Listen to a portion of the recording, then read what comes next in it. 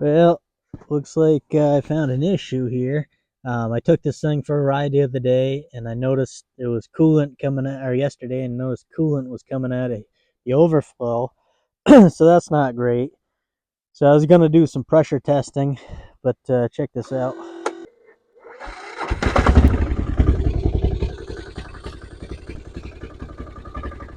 Probably don't need to do much testing. Looks like we got a bad head gasket. Whew. All right, let's get to tearing her down.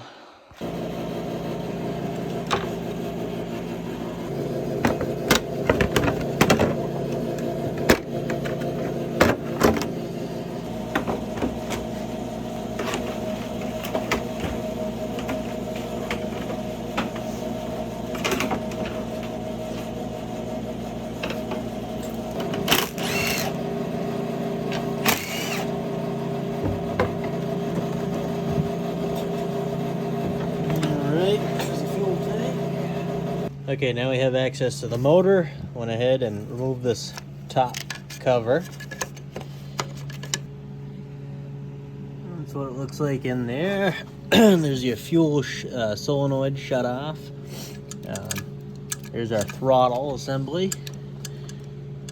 As you can see, I doubled up my spring right here to kind of give it a little better throttle response. But yeah. This is the stop switch that everybody keeps asking, why does it got a choke? As you can see, it pulls the it shuts the fuel off right there manually. There should be an electronic solenoid in here that shuts it off, but mine does not work, so I have to use that every time. As you can see on the governor spring here, we got 3 different settings. It's on the furthest over to give it the most tension, and like I said, I doubled up on my spring here, so start ripping down.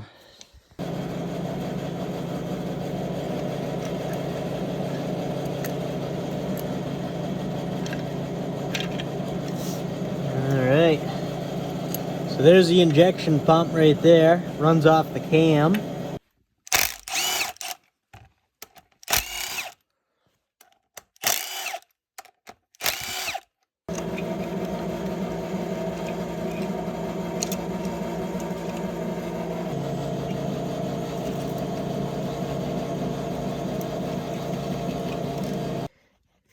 I don't know if you can see or not, but it's actually not in bad shape. Still some cross hatching on there.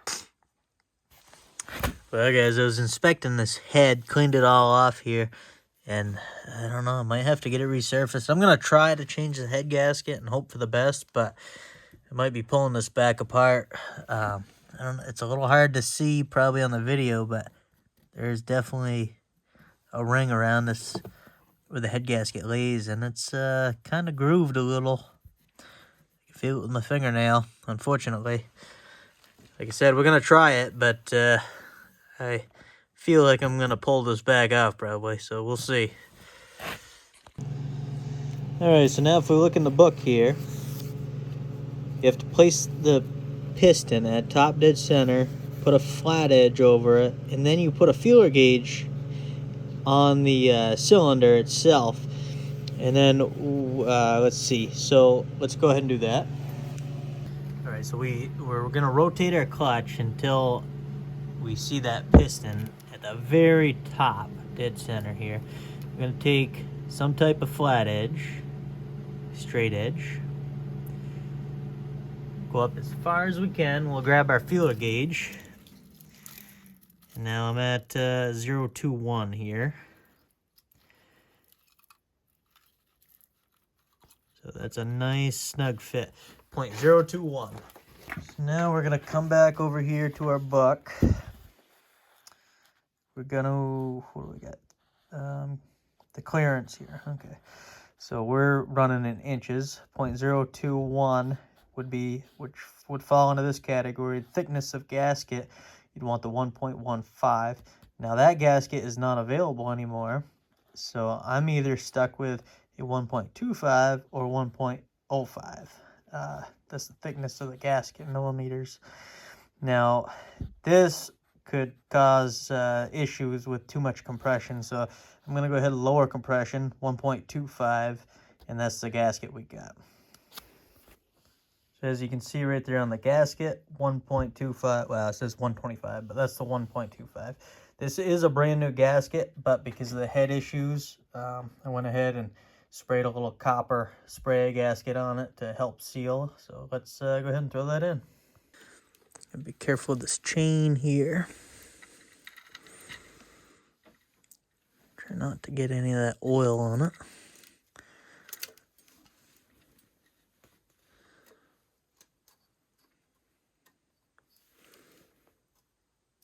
There. All right.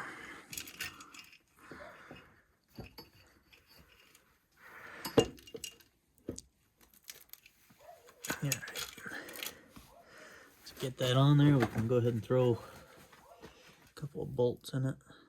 Now, these head bolts are all the same length, so it doesn't matter which one goes where.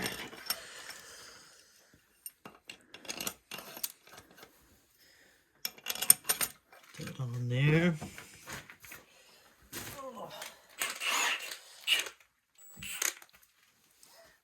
I know, impact. I'm not tightening it, don't worry. We're just gonna bring it in, snug it up. Save me a little time here. I don't tighten it at all, because we need to torque these.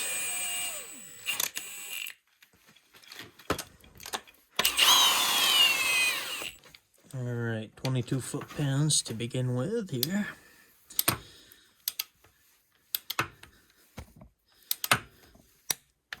There's 22.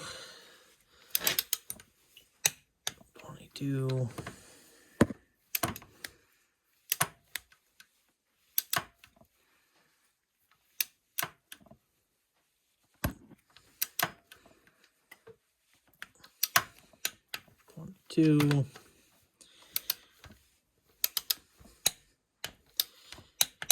There's 22. So now 22, 51 foot-pounds. 1 foot-pounds. Here we go.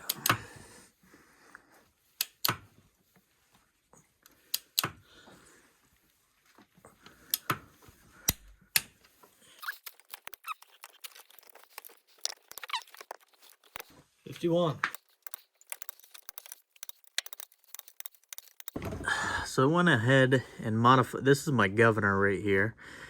So basically, on the camshaft, there's a thrust plate that comes out with these flyweights. You know, as RPMs increase, it'll pull out. And what it does is it pushes on this arm. This is gonna reduce the RPMs. This is the governor. So what I did was this, there's an arm back here underneath the spring.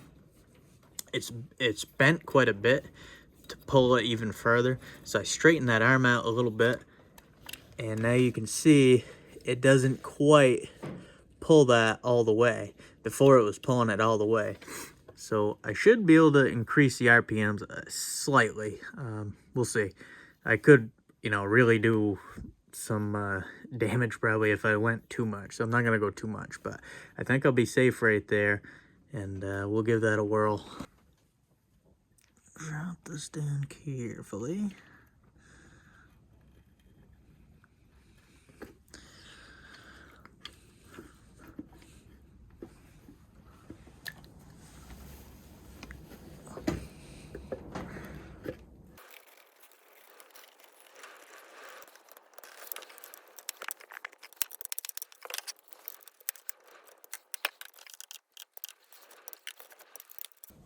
So I was just I changed my head gasket in this Polaris Diesel, and I went ahead and I'm gonna try to advance the timing a little bit, the fuel timing. And I was just reading the manual here. You look over here in the notes section, the Polaris Diesel is not recommended for use below 20 degrees Fahrenheit. You know, so they didn't even recommend using it for, you know, that temps. No wonder she doesn't come with glow plugs or, you know, start very good in the cold. So while I'm in here doing the head gasket, I decided to take my injection pump off. This is it. As you can see, the little plunger on the camshaft, there's a lobe and it pushes it up. That's what gives it the fuel. So how you adjust the timing on this thing is there's gaskets, shims basically, little brass shims here. And so we got them right here. There's 3 shims. And you're supposed to measure, and it's a little hard to see in there, but on top, measure from here to the camshaft lobe, the top of the lobe when it's on top dead center. And, you know, your installed height, you got different size thickness shims. Your installed height, first production was 76.6, and then they went to 76.2. All right, so yeah, we're gonna pull out one of these shims and advance it a little bit, and hopefully you can get a little more performance out of her. All right, now that we get the new pump height on there, we are ready to throw this back in. All right, did we get it? Well, they did this, but you can't get, I mean, I guess you could if you...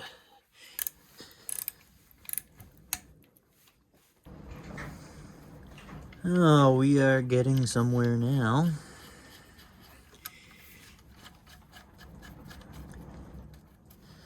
Might as well leave this loose because we're gonna have to bleed it. Well, while I'm in the middle of doing this head gasket repair, this speedometer hasn't worked in probably, I don't know, 3-4 years. So it's almost got 3,000 miles on it, but it's probably got quite a bit more than that, honestly. So I know what's wrong with it. This little square speedometer drive gave out on me. It happened once before. So finally gonna fix it while it's torn down. Might as well.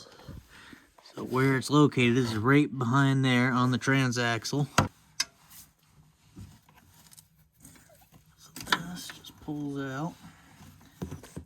You can see right there, what's left of that is stuck.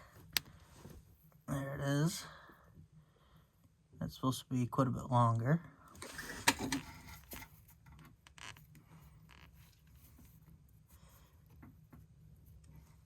Like so.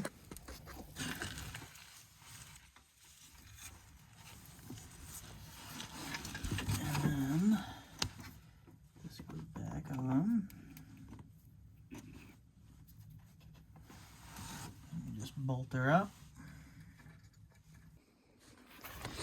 Alright, that should help.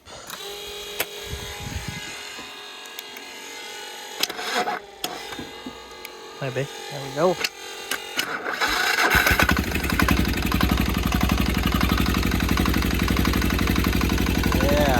Better. I tidied up my intake here a little bit. At least it's not PVC anymore.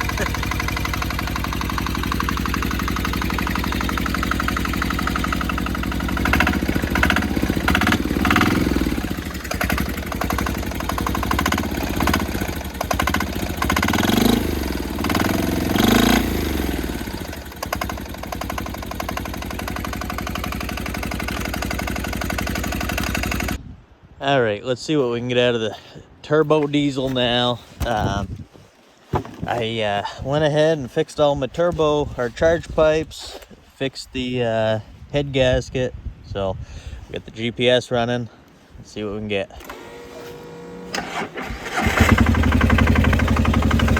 High range,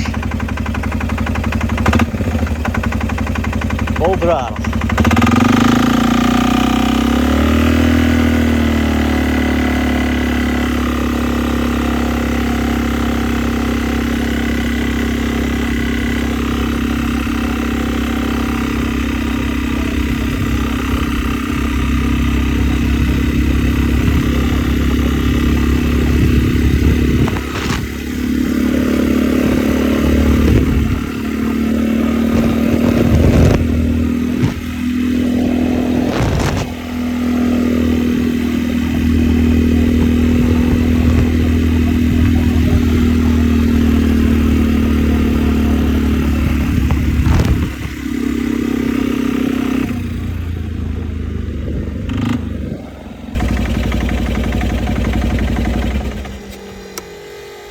That's good. We hit 46 miles an hour. I know it's slightly downhill, but I've never been that fast on this diesel unless it was in the back of my pickup.